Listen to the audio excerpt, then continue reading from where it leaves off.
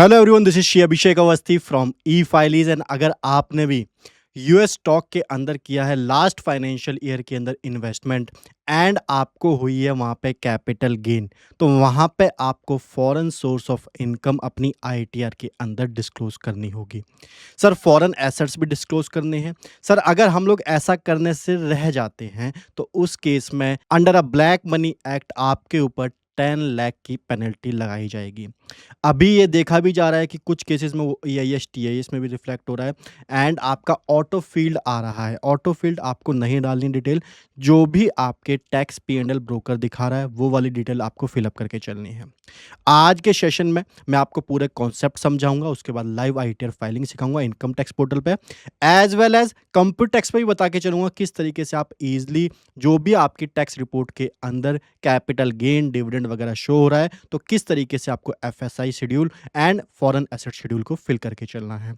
चलिए सर, सबसे पहले हम लोग बात करें, अगर आप हो इंडियन रेसिडेंट और आपने यूएस की इक्विटी के अंदर इन्वेस्ट किया है एंड यहाँ पे आप आरओआर की कैटेगरी में फॉल कर जाते हो, तो ग्लोबल इनकम जो भी आप कमा के ला रहे हो दुनिया भर से, इंडिया के अंदर आपको उसके ऊपर टैक्स पे करना पड़ेगा। सर, क्यों टैक्स पे करना पड़ेगा? बिकॉज आपको जो यहाँ पे हायर लेवल ऑफ एजुकेशन दी जा रही है फ्री में, एंड हॉस्पिटैलिटी सर्विस जो दी जा रही है फ्री में, एंड जो इतनी अच्छी अच्छी सड़कें हैं एंड जो इतनी अच्छी अच्छी फैसिलिटी है गवर्नमेंट की आपको जो दी जा रही हैं फ्री में, उसके लिए आपको इंडिया के अंदर टैक्स पे करना पड़ेगा। चलिए सर, सरकार बहुत हो चुका है, अब हम लोग आगे बढ़ते हैं और बात करते हैं। सर, एक फॉर्म होता है W8 बैन फॉर्म। सर, इसका मतलब क्या है? जब भी आप यूएस ब्रोकर के पास अपना अकाउंट खुलवाते हो तो वहां पे एक डिक्लेरेशन देते हो कि हम इंडियन रेसिडेंट है। सर, उसका फायदा क्या होता है?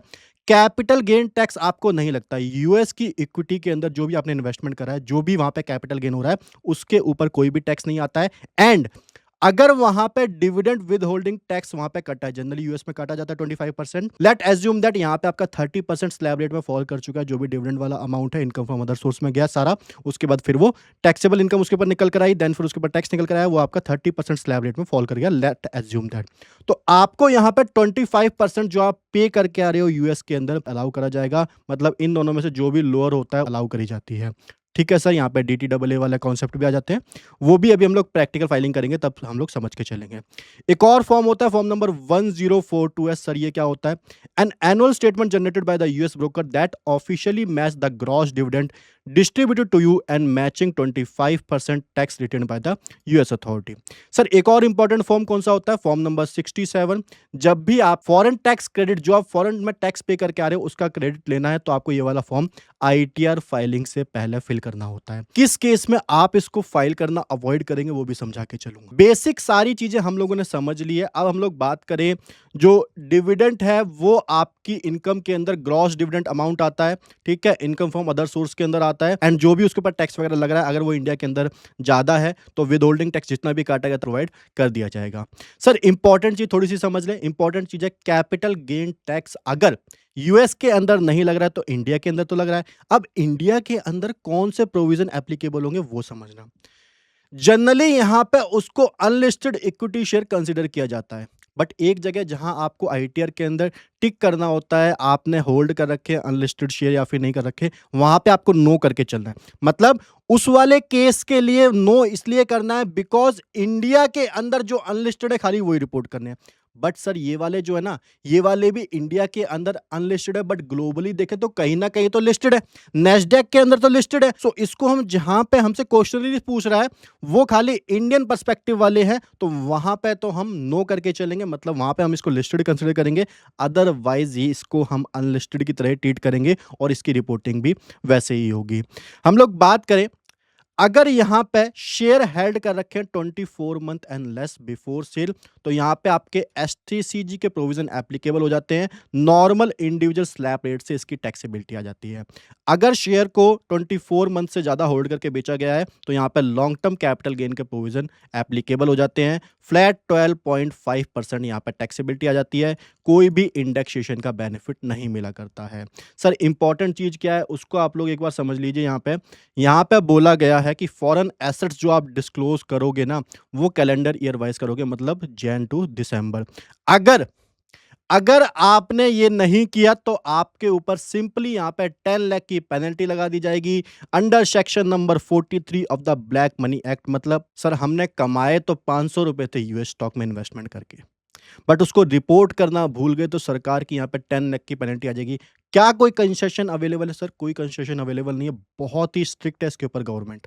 ठीक है? तो इसको आप अपनी आईटीआर में ज़रूर रिपोर्ट कीजिए। अब हम लोग चलते हैं हमारे टैक्स पी&एल के ऊपर, देन हम लोग लाइव इनकम टैक्स पोर्टल पे किस तरीके से फाइलिंग करनी है, वो सीख के चलेंगे। ठीक है सर? सो हम लोगों को आ जाना है हमारा टैक्स पी&एल, ये आप लोग देख सकते हो, ये इंडी मनी का टैक्स पी&एल है। ठीक है sir? Long term capital gain कुछ भी नहीं आ रहा है, ना तो इक्विटी के अंदर, ना ही इंडिया के अंदर, ना ही आपका यूएस के अंदर, कुछ भी नहीं है लॉन्ग टर्म कैपिटल गेन के केस में। हम लोग बात करें शॉर्ट टर्म कैपिटल गेन के केस में, आप लोग देख पा रहे होगे यहाँ पे जो आपका यूएस स्टॉक है वहाँ पे गेन आ रहा है 59,451 का। ठीक है? 59,451 का ये सेल वैल्यू आ रही है, ये बाय वैल्यू आ रही है, ये एक्सपेंस है, ये आपका गेन निकल कर आ रहा है किससे? यूएस स्टॉक से। अब एक बात मैं आपको बताऊं, डेल्टा एक्सचेंज की जो रिपोर्ट होती है वहां पे आपको टीटीबीआर रेट प्रोवाइड होता है, उससे आप लोग यहाँ पे सेल वैल्यू बाय वैल्यू निकाल सकते हैं। बट इंडी मनी की रिपोर्ट काफी अच्छी होती है, इसमें आपको सिंपली रिपोर्टिंग किस तरीके से करनी है वो यहाँ पे बता रखा है। देन फिर हम लोग एफएनओ की बात करें, एफएनओ यहाँ पे कुछ भी नहीं है, इंटरडे भी कुछ भी नहीं है। डिविडेंड की बात करें, डिविडेंड भी आपका यूएस स्टॉक के अंदर है, कितना? 28 रुपीज। ठीक है? 29 ही मान लेते हैं इसको भी हम लोग, इसको भी हम लोग रिपोर्ट करके चलेंगे। ये आपका क्वार्टर वाइज ब्रेकअप भी प्रोवाइड है इसके अंदर, तो आप लोगों को कोई भी दिक्कतें नहीं आने वाली हैं। ठीक है सर? इस वाले केस में आप लोग यहाँ पे फॉर्म नंबर 67 फाइल कर सकते हो, बट ध्यान रखना फॉर्म नंबर 67 की अलग से फीस रहती है। अब यहाँ पे आप टैक्स बचाने जा रहे हो 50 रुपए का। ठीक है? और फॉर्म नंबर 67 की फीस जो कि मिनिमम है, आपके कोई नोन होगा तो वो 1000 में भर देगा, अदरवाइज जो मार्केट में प्रोफेशनल फीस है वो यहाँ पे 1500 रुपए है। सर हमने ना 1500 रुपए गवाकर 50 रुपए का टैक्स बचाया, मतलब हमने गवर्नमेंट को नहीं दिए बट अपने प्रोफेशनल के दे दिए, तो ये जस्टिफिएबल नहीं है। तो सिंपली आपको क्राइटेरिया यहाँ पे देख के चलना पड़ेगा, आपके केस में वो बेनिफिशियरी है भी या नहीं है। ठीक है सर? अब हम लोग इनकम टैक्स पोर्टल पे चलते हैं एंड इसकी लाइव फाइलिंग सीखते हैं। ये हम लोग आ चुके हैं इनकम टैक्स पोर्टल पे। सिंपली यहाँ पे आपको असेसमेंट ईयर सेलेक्ट करना है, यहाँ पे ऑनलाइन मोड आपको सेलेक्ट करना है, इसको कंटिन्यू कर देते हैं। हम लोग स्टार्ट न्यू फाइलिंग के ऊपर क्लिक करते हैं, यहाँ पे हम इसको प्रोसीड कर देते हैं। सर आईटीआर फॉर्म नंबर 2 जा सकता है? जा सकता है, अगर कोई भी बिजनेस और प्रोफेशन की इनकम नहीं है, कोई भी हमारा इंटरडे नहीं आ रहा है, एफएनओ वगैरह भी नहीं आ रहा है, तो हम लोग आईटीआर 2 में इसको रिपोर्ट कर सकते हैं। ठीक है सर? लेट्स गेट स्टार्टेड के ऊपर हम लोग क्लिक करते हैं, इसको हम लोग कंटिन्यू कर देते हैं। शेड्यूल, सर शेड्यूल आराम से सेलेक्ट करना। देखो कैपिटल गेन तो हमको टिक करना ही है, 112A long term capital gain का कुछ नहीं था तो हम इसको टिक नहीं कर रहे हैं। ठीक है? FSI schedule and TR schedule को जरूर टिक कर देना। इसके अलावा डिडक्शन की हम लोग बात करें, कोई भी डिडक्शन हमको नहीं चाहिए। टैक्स की हम लोग बात करें, ईसॉप वाला हम लोग हटा सकते हैं। अदर्स के अंदर आपको फॉरेन एसेट शेड्यूल को यहाँ पे टिक करके चलना है। ठीक है सर? हम इसको कंटिन्यू कर देते हैं। स्किप क्वेश्चन के ऊपर हम लोग क्लिक कर देते हैं। ये आपका जो इनकम टैक्स पोर्टल का आईटीआर 2 का डैशबोर्ड है वो यहाँ पे ओपन हो चुका है। सबसे पहले हमको पार्ट ए के अंदर आ जाना है, देन हम लोगों को फाइलिंग स्टेटस के ऊपर आ जाना है। यहाँ पे आपको सिंपली न्यू टैक्स एग्जाम में फॉल करना है तो इसको नो ही रखिए। उसके बाद रेसिडेंटल स्टेटस 182 डेज वाला यहाँ पे आ जाएगा। एफपीआई में आप लोगों को नो कर देना है। डायरेक्टर आप किसी कंपनी में हो तो यहाँ पे यस कर दीजिए, अदरवाइज यहाँ पे नो रहने दीजिए। एंड यहाँ पे आ जाता है whether you have held unlisted equity share at the time during the previous year, तो यहाँ पे आपको नो करके चलना है। ठीक है? ये आपका इंडियन पर्सपेक्टिव में पूछा जा रहा है क्वेश्चन, तो सिंपली आपको यहाँ पे नो करके आगे चलना है।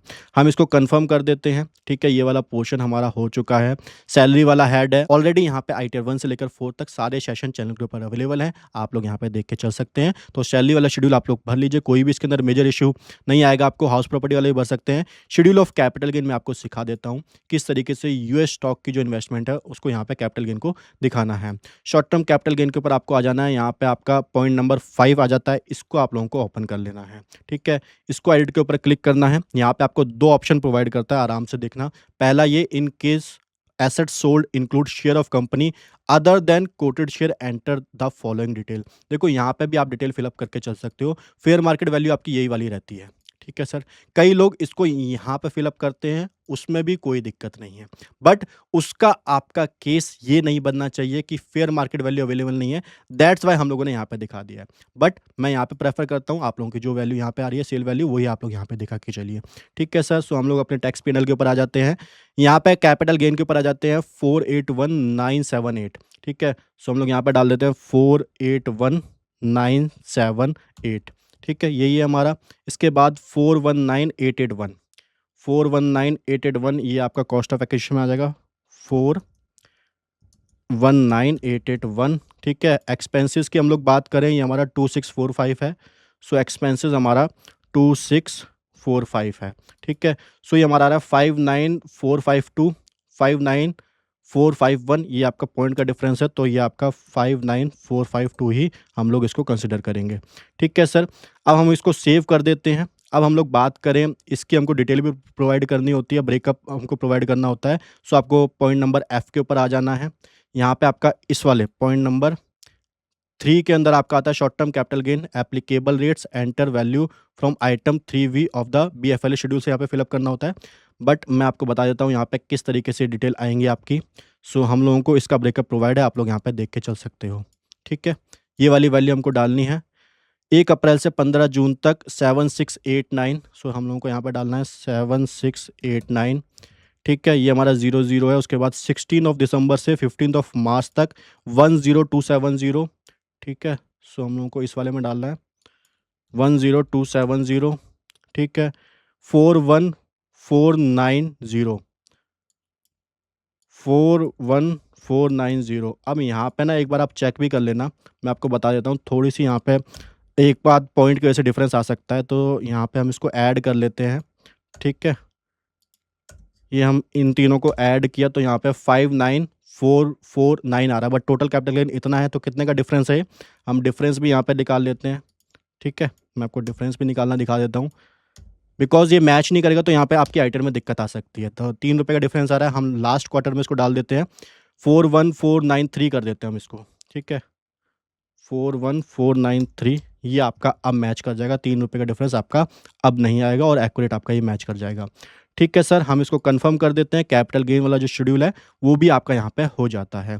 ठीक है, देन हम लोग शेड्यूल ऑफ अदर सोर्स के ऊपर आ जाते हैं। यहाँ पे हमको डिविडेंड की इनकम रिपोर्ट करनी होती है, ये हमारी डिविडेंड की इनकम यहाँ पे जाती है। सर कितनी थी डिविडेंड की इनकम?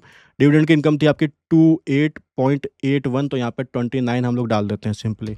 ठीक है सर, हम लोग आगे चलते हैं, हम लोग इसको भी कंफर्म कर देते हैं, इसको हम लोग सेव कर देते हैं, देन हम लोग इसको कंफर्म कर देते हैं। ठीक है सर, हमारा अदर सोर्स वाला जो पोर्शन है वो भी यहाँ पे हो चुका है। अब जो अगला इंपॉर्टेंट शेड्यूल है वो आपका यहाँ पे रहने वाला है schedule of FSI and TR and FA. ये आपके मेन शेड्यूल हैं, इनके बारे में मैं आपको डिटेल में किस तरीके से रिपोर्ट करनी है वो समझा के चलता हूँ। सर शेड्यूल ऑफ एफएसआई के ऊपर आपको सबसे पहले आ जाना है, यहाँ पे ऐड अनदर के ऊपर टिक करना है। Country code, sir country code आपको यहाँ पे टैक्स पैनल के ऊपर देखने को मिल जाता है। शेड्यूल एफएसआई पे आओगे, यहाँ पे आपको कंट्री कोड देखने को मिल जाता है 002, मतलब यहाँ पे 2 रहेगा। बाकी हम लोग यहाँ पे भी आइडेंटिफाई कर सकते हैं यूनाइटेड स्टेट ऑफ अमेरिका का। ठीक है, ये आपका 2 ही है। Tax identification number, passport number अगर अवेलेबल है तो यहाँ पे आप लोग वो नंबर डाल के चलोगे, अदरवाइज यहाँ पे आप अपना पैन नंबर डाल के चलोगे। ठीक है सर, अभी के लिए मैं यहाँ पे पैन नंबर जो है वो अपना डाल देता हूँ। सो अब हम लोगों को यहाँ पे हमारी अगली डिटेल डालनी है और यहाँ पे आपका आ जाता है कैपिटल गेन। ठीक है, पहला पोर्शन क्या है? Income from outside India. कितनी इनकम आपके यहाँ पे शॉर्ट टर्म कैपिटल गेन के अंदर थी? यहाँ पे 59452 थी। ठीक है, तो हम लोग डाल देते हैं 59452। करेक्ट है, कोई भी दिक्कत नहीं। अब हमसे पूछ रहा है टैक्स पेड आउटसाइड इंडिया कितना टैक्स पे किया गया है। मैंने आपको बताया था यूएस के अंदर कैपिटल गेन के ऊपर कोई भी टैक्स नहीं लगता है अगर आप इंडियन रेसिडेंट हो, तो यहाँ पे 0 आएगा, कोई भी दिक्कत नहीं। यहाँ पे अगली चीज आपसे पूछ रहा है tax payable on such income under normal provision in India, मतलब अगर लॉन्ग टर्म कैपिटल गेन है तो 12.5% विदाउट इंडेक्सेशन। करेक्ट है, बट हमारे केस में शॉर्ट टर्म कैपिटल गेन है। शॉर्ट टर्म कैपिटल गेन ध्यान से सुनना, अगर आपकी कोई भी अदर इनकम है लाइक सैलरी इनकम 13 लाख है, उसके बाद यहाँ पे कैपिटल गेन इनकम आ रही है तो वो नॉर्मल प्रोविजन से बाहर जाएगा और उसके ऊपर कोई भी रिबेट वगैरह नहीं मिलेगी, तो आपको वहाँ पे एवरेज टैक्स रेट लेके चलना है। एवरेज टैक्स रेट मतलब जो भी आपकी टोटल इनकम आ रही है उसके ऊपर जितना भी टैक्स आ रहा है, tax divided by total income into 100 आपका एवरेज टैक्स रेट आ जाता है। आप वो वाला यहाँ पे टैक्स पेबल अमाउंट डालोगे इस वाले जो आपकी कैपिटल गेन की इनकम आ रही है। बट हमारे वाले केस में कोई अदर इनकम नहीं है, ये जो इनकम है 12 लाख से नीचे है, नॉर्मल प्रोविजन एप्लीकेबल होंगे, इसके ऊपर कोई भी टैक्स नहीं आएगा। और एक और क्रक्स सुनिए, अगर यहाँ पे आपका टैक्स पेड आउटसाइड इंडिया 0 आ रहा है तो आप यहाँ पे कोई भी फिगर डाल दीजिए, यहाँ पे आपका 0 ही आएगा एट द एंड। ऐसा क्यों सर? बिकॉज़ आपको जो रिलीफ अलाउ करा जाता है, वो इन दोनों में से लोअर का करा जाता है और यहाँ पे आप 0 टैक्स पे करके आ रहे हो, तो आपको 0 रुपीज़ का ही तो रिलीफ प्रोवाइड किया जाएगा सर। ठीक है? पॉइंट क्लियर है, कॉन्सेप्ट क्लियर है, कोई भी दिक्कत? कोई भी दिक्कत नहीं। तो हमारे केस में ये दोनों 0 हैं कैपिटल गेन केस में, तो यहाँ पे दोनों ही 0 रहेंगे, कोई भी दिक्कत नहीं सर। ठीक है? अब हम लोग चलते हैं अदर सोर्स के ऊपर। अदर सोर्स के ऊपर डिविडेंड की इनकम हमारी 29 रुपीज़ की थी। इसके लिए अगर आप लोगों ने फॉर्म नंबर 67 फाइल किया है, तो आप यहाँ पे रिलीफ दिखाओगे। ठीक है सर? जो भी 25% आप पे करके आ रहे हो आउटसाइड इंडिया। सर कहाँ पे दिखता है ये? मैं आपको दिखा देता हूँ। डिविडेंड वाले के ऊपर आप लोग आओगे, यहाँ पे आपका नीचे जैसे ही आप आओगे, आप लोगों को देखने को मिल जाता है टैक्स डिडक्ट जो आईएनआर के ऊपर हुआ है वो 5.26 का हुआ है। ठीक है सर? हम लोग बात करें, यहाँ पे आपको 5.26 डालना है बिकॉज़ काफ़ी स्मॉल अमाउंट है, दैट्स व्हाई यहाँ पे फॉर्म नंबर 67 फाइल करना ज़्यादा इम्पोर्टेंट नहीं है और रेलेवेंट भी नहीं है। ठीक है? क्योंकि उसके अंदर अलग से डिटेल हमको फिल अप करनी होती है, देन हम लोग रिलीफ क्लेम कर सकते हैं। सो यहाँ पे हम लोगों ने टैक्स पेड आउटसाइड इंडिया भी 0 रख रखा है। हम लोगों को कोई भी रिलीफ क्लेम नहीं करना है, जो भी इंडिया के अंदर बन रहा है। अब इंडिया के अंदर अगर 12 लाख से नीचे इनकम है तो वैसे भी 0 आएगा। ठीक है? तो इस वाले केस में भी हमारा 0 ही आएगा। सर अगर 12 लाख से ऊपर इनकम है तो एवरेज टैक्स रेट आपको लेके चलना है। उसके हिसाब से जो भी टैक्स पेबल आ रहा है, इस वाली इनकम के ऊपर आप लोगों को यहाँ पे फिल कर देना है। बट यहाँ पे अगर 0 आएगा, सेम जो ऊपर वाला कॉन्सेप्ट था वो एप्लीकेबल हो जाएगा। यहाँ पे भी आपका फाइनल अमाउंट जो है वो 0 ही आएगा। ठीक है सर? तो हम लोग यहाँ पे फॉर्म नंबर 67 को फाइल नहीं करेंगे, सिंपली 0 को रखेंगे इनको और हम लोग आगे चलेंगे। हमारा यहाँ पे एफएसआई शेड्यूल हो जाता है कंप्लीट, हम इसको सेव कर देते हैं। ठीक है सर? ये आप लोग यहाँ पे देख के चल सकते हो। इसको हम लोग कन्फर्म कर देते हैं। अब हम लोग चलते हैं हमारे शेड्यूल टीआर के ऊपर। यहाँ पे भी इसको हमको कन्फर्म ही करना है। यहाँ पे एक चीज़ पूछ रहा है, whether any tax paid outside India on which tax relief was allowed in India has been refunded credited by the foreign tax authority during the year if yes provided the detail below। यहाँ पे हम simply no करके आगे चलेंगे। कोई भी दिक्कत? कोई भी दिक्कत नहीं सर। अब हम लोग चलते हैं हमारे अगले इम्पोर्टेंट शेड्यूल के ऊपर, that is your foreign assets. ठीक है? इसके अंदर काफ़ी सारी कॉम्प्लेक्सिटी आती है। बहुत ही सिंप्लीफाइड वे में समझाऊंगा, आपको यहाँ पे कोई भी दिक्कत नहीं आने वाली है। ठीक है? यहाँ पे सिंपली आपको फॉरेन एसेट शेड्यूल के ऊपर आना है, टैक्स पीएनएल के ऊपर। यहाँ पे आप लोग देख सकते हो A2 के अंदर आपको ये वाली डिटेल फिलअप करनी है। मेरे ख्याल से एक ही ट्रांजैक्शन है। ठीक है? ये वाली ट्रांजैक्शन है मेन, यही आपको फिलअप करनी है। इसके अलावा तो ये 0 है, यहाँ पे कुछ भी फिलअप नहीं करना है। ठीक है? एंड A3 के अंदर आपको यहाँ पे टोटल कितनी है, 33 एंट्री है, ये फिलअप करनी है। ठीक है? कैसे CSV फाइल को आपको अपलोड करना है वो भी मैं आपको यहाँ पे करवा के दिखाऊंगा। ठीक है सर? सबसे पहले हम A2 के अंदर फिलअप कर देते हैं। सो A2 के अंदर हम लोग आते हैं, यहाँ पे एक ही हमारी डिटेल है, तो हम लोग सिंपली यहाँ पे जो हमारा कंट्री नेम और कोड है, सो हम लोग USA वाले हैं, तो ये आपको लास्ट में देखने को मिलता है। ठीक है? सो हम लोग आ जाते हैं यहाँ पे, यूक्रेन वगैरह सब कुछ आ चुका है। ठीक है? यूनाइटेड स्टेट ऑफ अमेरिका ये हमारा आ चुका है। Name of financial institution, sir name of financial institution ये रहा आपका। ठीक है? इसको हम लोग यहाँ पे कॉपी कर लेते हैं, यहाँ पे हम लोग पेस्ट कर देते हैं। एड्रेस ऑफ फाइनेंशियल इंस्टीट्यूशन, इसको हम लोग यहाँ पे कॉपी करते हैं। सारी चीज़ें आपको प्रोवाइड हैं। ठीक है? जिप कोड सर क्या है, जिप कोड भी हम लोग यहाँ पे कॉपी करते हैं, इसको यहाँ पे हम लोग पेस्ट कर देते हैं। सर अकाउंट नंबर भी प्रोवाइड है, इसको हम लोग कॉपी करते हैं, यहाँ पे हम लोग पेस्ट कर देते हैं। स्टेटस भी यहाँ पे प्रोवाइड है, बेनिफिशियल ओनर, सो हम लोग इसको भी सेलेक्ट कर देते हैं। देन फिर यहाँ पे अकाउंट ओपनिंग डेट हम लोगों को डाल देनी है, 12/1/2024 है, 12/1/2024 हम लोगों ने डाल दिया। Peak balance during the period कितना है, ये आपका 9764 है, हम लोग ये डाल देते हैं 9764। ठीक है? इसको हम लोग डाल देते हैं 9764। क्लोजिंग बैलेंस कितना है, क्लोजिंग बैलेंस है 1 रुपये का। ठीक है? इसको हम लोग डाल देते हैं। उसके बाद ग्रॉस अमाउंट पेड और credit to the account during the period, ये हमारा कुछ भी नहीं है, तो सिंपली हमको इसको नो अमाउंट पेड और क्रेडिट के ऊपर क्लिक कर देना है। इसको हमको 0 ही रखना है, इसको हम लोग सेव कर देते हैं। सर A2 की जो फॉरेन एसेट्स की डिटेल थी वो हम लोगों ने यहाँ पे फिलअप कर दिया, आप लोग यहाँ पे देख के चल सकते हो। ठीक है सर? हम लोग बात करते हैं A3 की। अब A3 की यहाँ पे जो टोटल एंट्री है ना, वो यहाँ पे आपकी कितनी है देख लेते हैं एक बार हम दोबारा से। ये है आपकी 33। अब 33 एंट्री 1 बाय 1 तो पॉसिबल नहीं है। ठीक है सर? यहाँ पे आपको सबसे पहले डाउनलोड कर लेना है CSV टेम्पलेट। जैसे ही आप डाउनलोड करोगे मैं आपको दिखा देता हूँ ये कैसे दिखता है।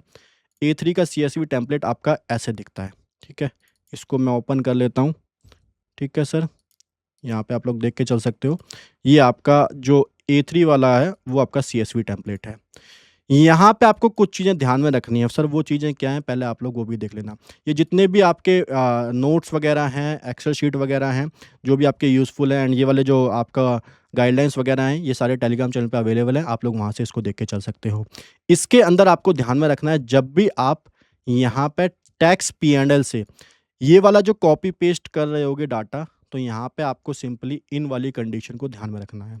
सबसे पहले आपको यहाँ पे रिमूव कर देना है कॉमा। जहाँ-जहाँ भी आपको यहाँ पे कॉमा देखने को मिल रहा है, ठीक है सर? यहाँ पे एड्रेस के अंदर देखने को मिल रहा है, जहाँ पे भी देखने को मिल रहा है, आपको सिंपली यहाँ पे रिमूव कर देना है कॉमा को। सर रिप्लेस कर देना कॉमा को ब्लैंक से, ठीक है सर?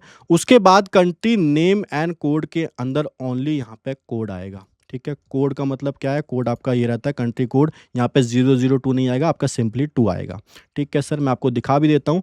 ये आपकी CSV फाइल ऐसे बनती है। सबसे पहले कंट्री नेम आपका आ चुका है, उसके बाद कंट्री नेम और कोड के अंदर सिंपली आपका 2 आ चुका है। यहाँ पे आप लोग देख सकते हो कोई भी कॉमा इसके अंदर इंक्लूड नहीं है, ठीक है? एड्रेस के अंदर भी आप लोग देख सकते हो कोई भी कॉमा यहाँ पे इंक्लूड नहीं कर रखा है।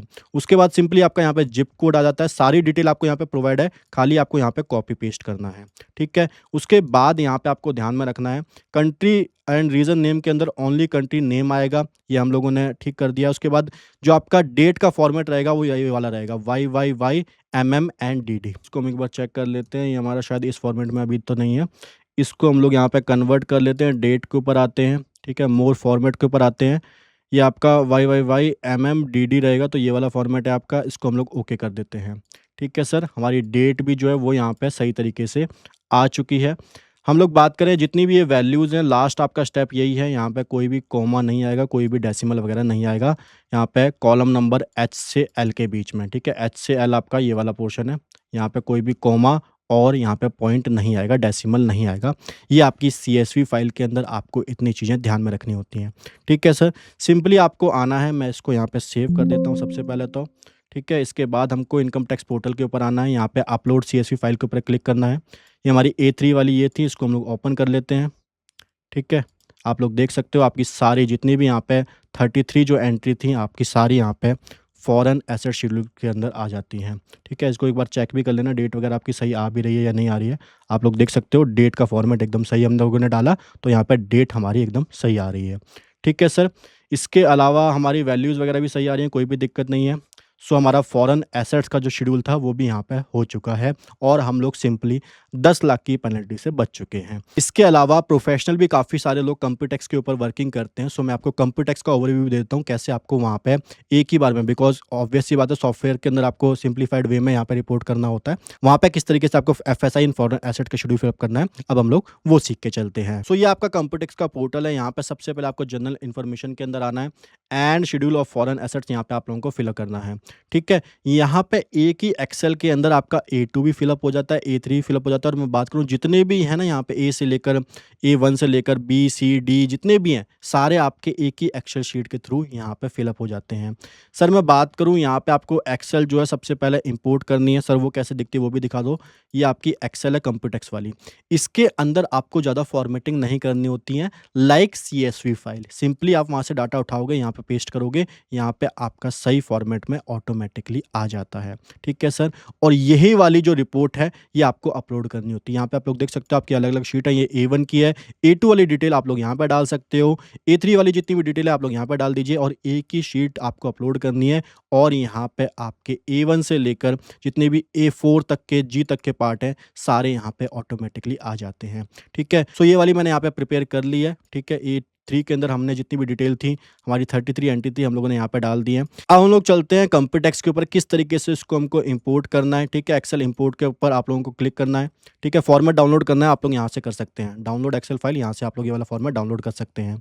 उसके बाद यहाँ पे आपको इंपोर्ट एक्सेल फाइल करनी है, ठीक है? हमारी जो इंपोर्ट करनी है ये वाली है फॉरेन एसेट्स वाली, इसको हम लोग ओपन कर लेते हैं। देन फिर यहाँ पे आप लोग देख सकते हो आपकी जितनी भी A3 के अंदर डिटेल थी यहाँ पे 33 की 33 एंट्री आपकी यहाँ पे आ चुकी हैं, ठीक है सर? सो ये वाला पोर्शन फॉरेन एसेट्स वाला हमारा यहाँ पे कंप्लीट हो चुका है। मैं आपको FSI वाला पोर्शन भी दिखा देता हूँ, FSI वाला शेड्यूल किस तरीके से आपको फिलअप करना है, कहाँ पे यहाँ पे आपको देखने को मिलता है।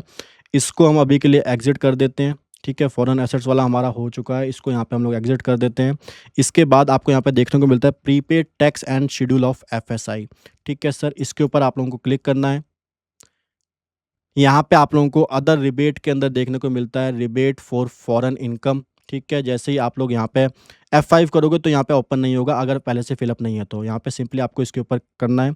आप लोग जो वैल्यू डालना चाहते हो यहाँ पे जैसे ही आप करोगे आपकी ये वैल्यू आ जाती है। ठीक है, यहाँ पे आपको टैक्स आइडेंटिफिकेशन नंबर वगैरह प्रोवाइड करना होता है, कंट्री कोड प्रोवाइड करना होता है, इनकम फ्रॉम सैलरी वगैरह कितनी आ रही है, ठीक है, बाहर से कितनी कमाई गई है, फॉरेन सोर्स से, वो आपको यहाँ पे डाल के चलना है। ठीक है सर, सो ये सारी चीज़ आप लोगों को यहाँ पे डाल के चलनी है। यहाँ पे हमारा कैपिटल गेन आ रहा था, कैपिटल गेन मैं एक बार देख लेता हूँ कितना था हमारा। कैपिटल गेन हमारा टैक्स पैनल के अंदर हमको देखने को मिलेगा, शॉर्ट टर्म कैपिटल गेन था हमारा 59452 का। सो 59452 अदर सोर्स में हमारा यहाँ पर 29 जाएगा। ठीक है, आउटसाइड इंडिया हमने कोई यहाँ पे पैसा कोई भी रिबेट वगैरह हम क्लेम कर रहे हैं, कोई नहीं करे तो यहाँ पे 0 ही रहने देना, कोई भी दिक्कत नहीं है। टैक्स रिलीफ वाले केस में आपको यहाँ पे जो अमाउंट है वो फिलअप करना है। ठीक है सर, इसको हम लोगों को सिंपली यहाँ पे एग्जिट कर देना है और हमारा एफएसआई वाला जो शेड्यूल है वो भी यहाँ पे फिलअप हो चुका है। अब आप लोग यहाँ पे बोलोगे सर यहाँ पे तो कुछ भी नहीं आ रहा बिकॉज रिबेट तो हम क्लेम कर ही नहीं रहे ना, फॉर्म नंबर 67 तो फिल कर ही नहीं रहे, दैट्स वाई यहाँ पे आपका कुछ भी नहीं आ रहा है। अब मैं आपको इनकम टैक्स पोर्टल पे एक बार फॉर्म नंबर 67 का भी ओवरव्यू प्रोवाइड कर देता हूँ। तो यहाँ पे आपको सबसे पहले इनकम टैक्स फॉर्म के ऊपर आना है, फाइल इनकम टैक्स फॉर्म के ऊपर आप लोगों को आना है। इसके बाद आपका पुराना वाला एक्ट है, यहाँ पे फॉर्म नंबर 67 जो है यहाँ पे आपको सर्च करना है। ठीक है, मैं यहाँ पे सर्च कर लेता हूँ फॉर्म नंबर 67।